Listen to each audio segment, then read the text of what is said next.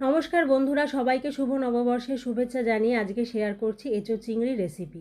তার জন্য কড়াইতে সর্ষের তেল গরম করে আমি এখানে 250 গ্রাম মতো চিংড়ি মাছকে নুন হলুদ মাখিয়ে একটু হালকা করে ভেজে নিচ্ছি।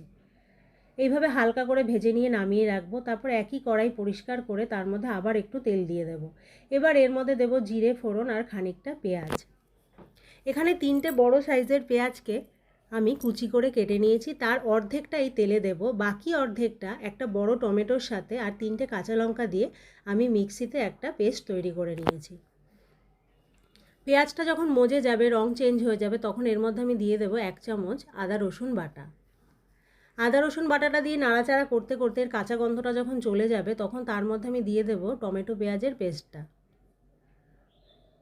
এগুলোকে দিয়েও ভালো করে নাড়াচাড়া করে এর মধ্যে আমি দেব নুন আর হলুদ।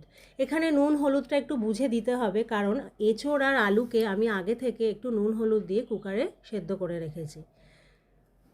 নুন হলুদ দিয়ে নাড়াচাড়া করে আমি আলাদা একটি বাটিতে জিরে ধনে আর কাশ্মীরি লাল লঙ্কার গুঁড়োকে জল দিয়ে একটু গুলে রেখেছি, সেটাকে এর মধ্যে মিশিয়ে দেব।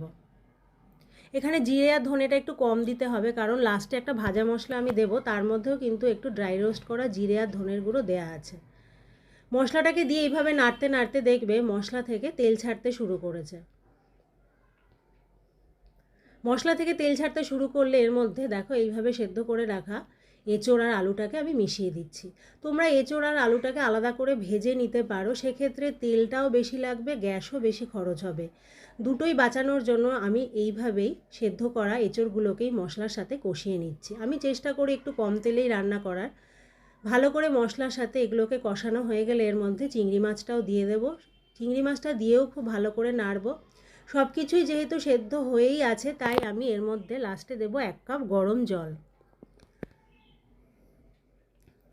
জলটা যখন ফুটতে শুরু করবে, তখন তার মধ্যে আমি ভাজা মশলাটা যে বানিয়েছি, জিরে ধনে শুকনো লঙ্কা আর গোটা গরম মশলাকে শুকনো কড়াইতে ভেজে আমি এরকম গুঁড়ো করে নিয়েছি। এই মশলাটাই কিন্তু এঁচোড়ের স্বাদ অনেক বাড়িয়ে দেবে। এই মশলাটা দিয়ে নাড়াচাড়া করলেই তৈরি হয়ে যাবে এঁচোড় চিংড়ি। আর আমার এই রেসিপিটা যদি তোমাদের ভালো লাগে, অবশ্যই কিন্তু আমার চ্যানেলটাকে সাবস্ক্রাইব করো, একটা লাইক করে দিও।